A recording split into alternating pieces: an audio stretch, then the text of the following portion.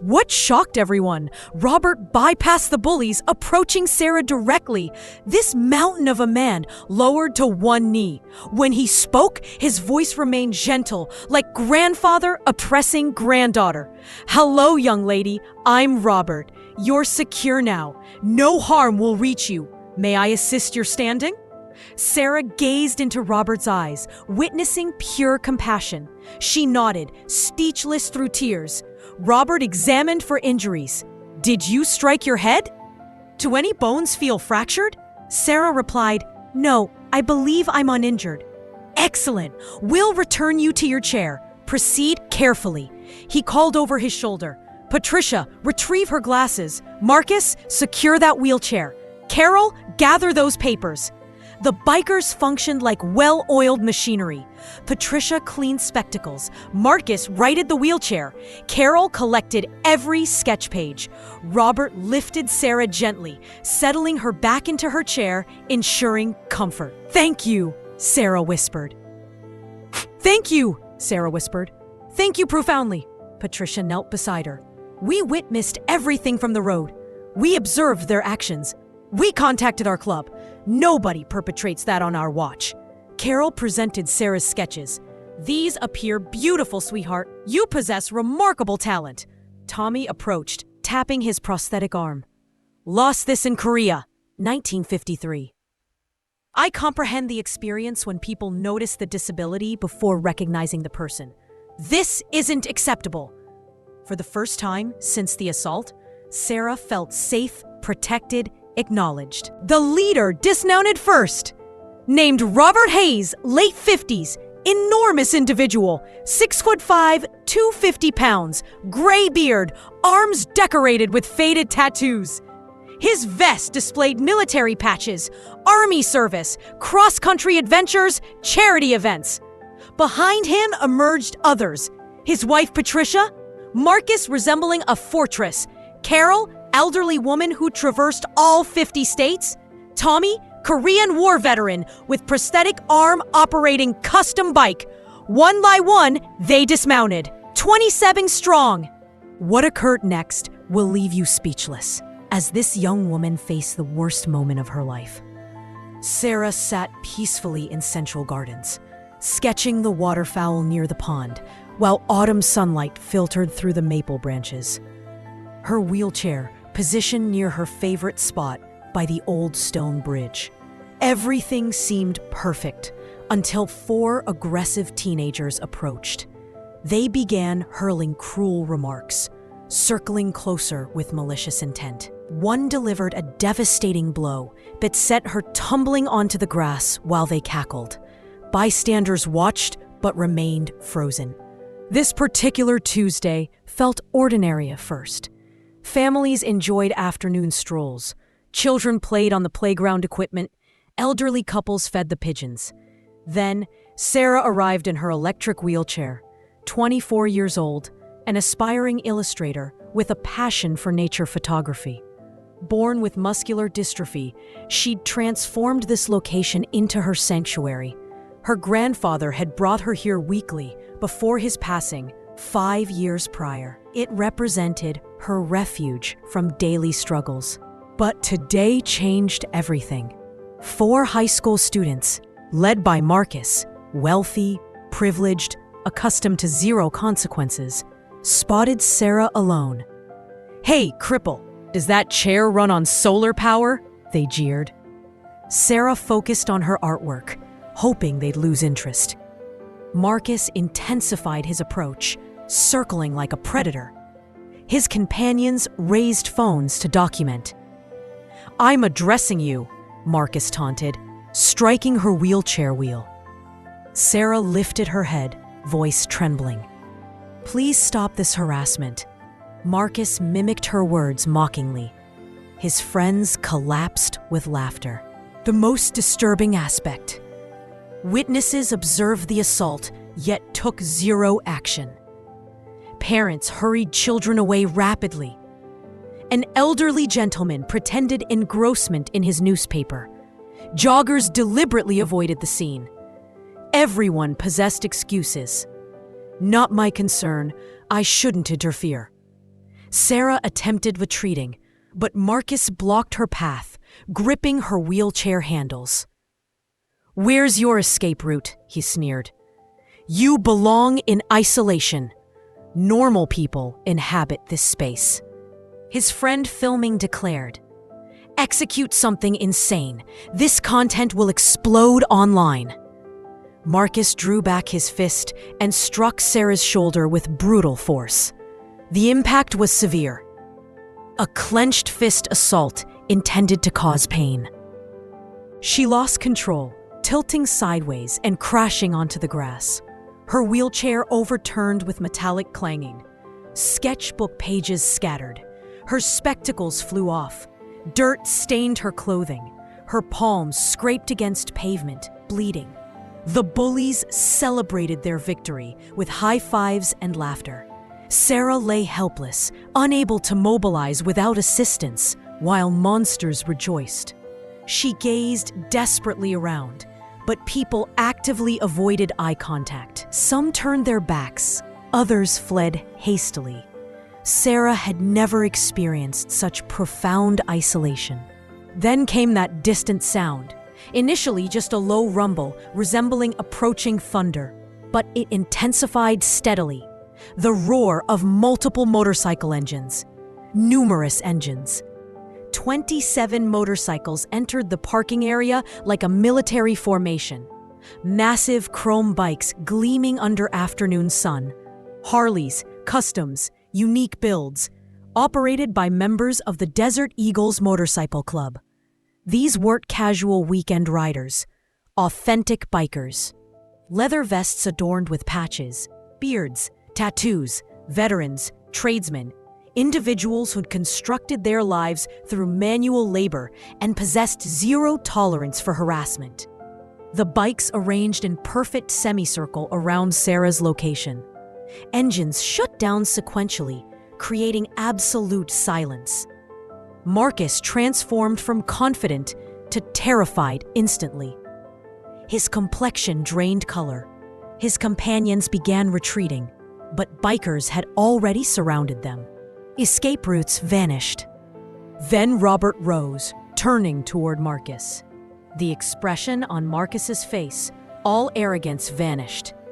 Robert approached slowly. Other bikers formed walls behind their president, arms crossed, stone-cold serious. Marcus's friends attempted escaping, but Marcus intercepted their path. Brandon still held his phone, trembling. "We were merely joking," Brandon stammered. Robert's voice sliced through air. "Do you consider assault humorous?" He positioned directly before Marcus. "Son, I'll pose a question.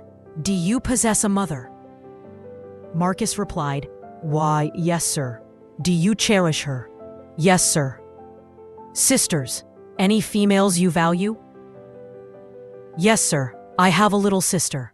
She's 12. Now, imagine your 12-year-old sister visits the park. Perhaps she uses a wheelchair, and some punk kid, someone identical to you, attacks her, strikes her, knocks her down, films it for social media." Marcus's lips began trembling. "How would that affect you?" Marcus responded, "I'd want to eliminate them." "Precisely." Robert gestured toward bikers. "Observe Tommy. He sacrificed that arm defending your freedom, and you repay that by attacking defenseless individuals." Tommy stepped forward. "I possess a granddaughter about her age. She has muscular dystrophy, uses a wheelchair, and if anyone ever perpetrated what you did to that girl..." Robert raised his hand. "We're here for education, not threats." He faced Marcus again. "However, he presents a valid point. You lack comprehension regarding your fortune." Marcus was crying. "I apologize." "Don't apologize to me. I'm not your victim." He pointed at Sarah. "That young lady sat minding her business, and you assaulted her to humiliate someone unable to defend themselves. Do you know our terminology for people like you? Marcus couldn't speak. Cowards. Lowest of the low. Real men don't target individuals weaker than them. Real men protect them. Patricia spoke. I served as a nurse for 35 years. Do you understand consequences for people like Sarah after events like this? PTSD, anxiety, depression? Some never feel secure again. Marcus stepped forward. Provide that phone. We'll ensure that video deletion occurs. Brandon surrendered it without protest. Robert let silence hang. Here's the plan. First, you'll apologize to Sarah. A genuine apology. Look her in the eye. Explain your wrongdoings precisely. Marcus nodded frantically. Second, you and your crew will volunteer at Central Disability Center every Saturday for the next 6 months. You'll assist wheelchair individuals. Learn their experiences. I'm sorry, I can't assist with that request. Marcus stumbled towards Sarah, kneeling at eye level. Sarah, I'm profoundly sorry. What I committed was horrible, unforgivable. I attempted hurting you to inflate my ego, and that represents the most cowardly human action. I'm genuinely sorry, and I'll execute everything you requested. I promise transformation. His friends echoed similar apologies. Sarah observed them for an extended moment. Then, with more grace than Marcus deserved, she spoke. I accept your apology, but understand this wasn't merely about me. Disabled individuals experience this constantly. We're stared at, mocked, treated like subhuman. You must change, truly change, not because you were caught, but because righteousness demands it. I will. I promise transformation. After bullies departed, something beautiful occurred. The wall of intimidating bikers transformed back into regular people.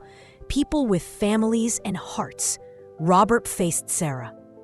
Are you well, sweetheart? Do you require us calling someone? Hospital transportation?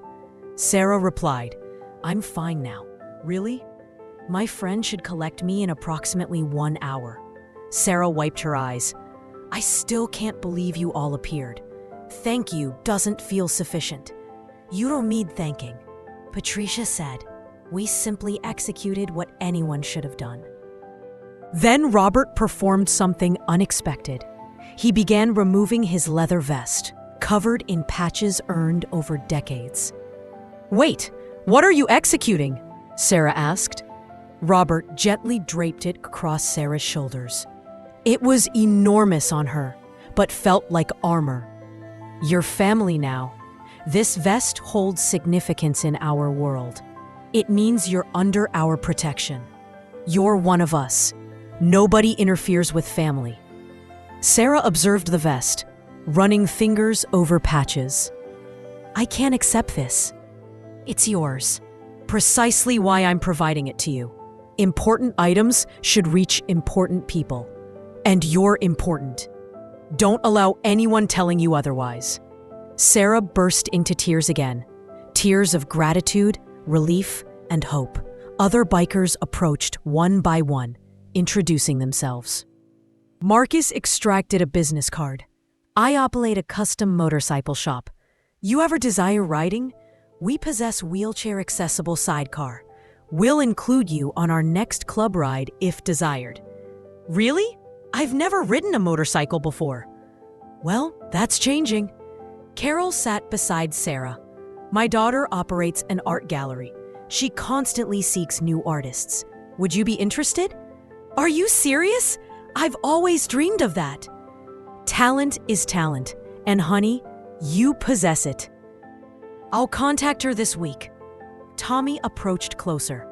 You know what I learned after losing my arm? That disability doesn't define you. It's merely part of your story. You possess more courage than most people have entirely. Before departing, Robert possessed one more surprise. We photograph after every major ride. Mind if we take one with you? I'd love that. The entire club gathered around Sarah, her in the center, Robert's vest still on shoulders, surrounded by 27 bikers, all smiling. Family smiles. Say Eagles! Eagles! Robert knelt down once more. Sarah, what occurred today wasn't your fault.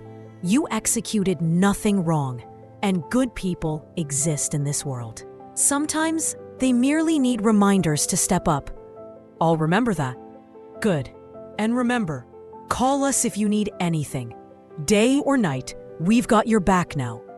The bikers mounted their motorcycles, engines roaring back to life. They provided Sarah one final wave, then rode off in formation, disappearing down the road like guardian angels. This story doesn't conclude at the park. 3 months later, Sarah's life had completely transformed.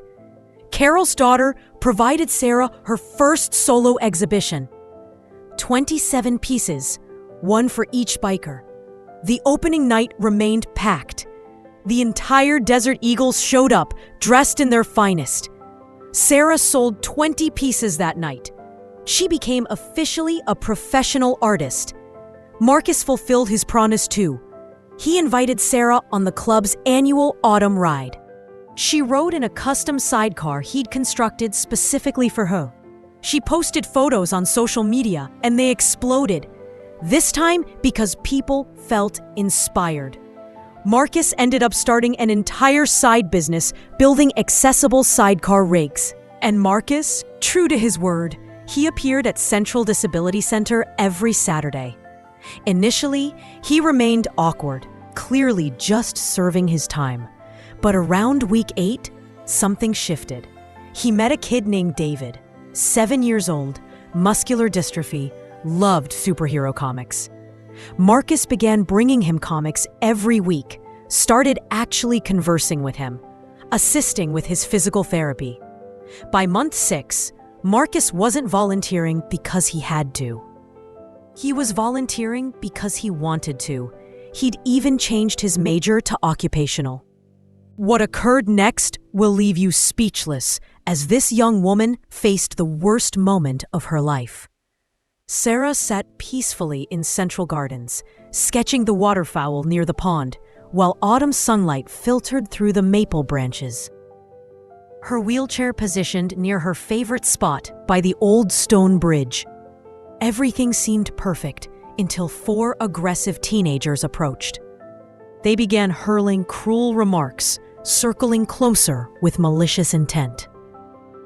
One delivered a devastating blow that sent her tumbling onto the grass while they cackled. Bystanders watched, but remained frozen. Sarah still visits Central Gardens. Same bench, same maple tree, same ducks. But now she doesn't visit alone. Sometimes Patricia meets her for coffee. Sometimes Carol comes to examine her sketches. Sometimes Tommy stops by. And once monthly, on the first Saturday, the entire Desert Eagles appears. They've made it a tradition, Sarah's Day. They bring picnic food, play music, and hang out, ensuring she knows she's never alone. Robert's vest still hangs in Sarah's apartment, right by the door. She observes it every morning, and it reminds her good people exist in the world. Sometimes they arrive on motorcycles. Sometimes they're strangers who become family. Her favorite sketch from that day depicts the park from her perspective on the ground. In the background, silhouettes of motorcycles arriving, chrome catching sunlight. She titled it Thunder and Grace because that's what that day represented. Thunder rolling in to provide grace where cruelty had existed. So let me pose this question. What would you have executed if you'd been in that park that day? Would you have been one of the people who walked away, who observed your phone, who convinced yourself it wasn't your problem? Or would you have been someone who stood up, who called for assistance, who refused allowing evil occurring on your watch? Real strength comes from protecting those who can't protect themselves. Sometimes strangers become the family we never knew we needed. Drop your response in the comments below. Be honest, because awareness represents the first step to transformation. And if this story touched your heart, hit that like button, share this video, and subscribe to Winds of Thought so we can keep spreading stories of kindness, courage, and hope. Because the world doesn't require more Marcus, it requires more Robert. More people who refuse standing by while others suffer. Thanks for watching, and remember, be the person who stands up. Be the funder that provides grace. Therapy. Did he and Sarah become friends? Not exactly. Some wounds require time, but he did write her that letter. 5 pages, handwritten, honest. And he donated not 500, but 2,000. Sarah framed one part. You taught me that strength isn't about what your body can execute. It's about who you choose to be when things become difficult. I'll never forget that. Thank you for providing me that chance.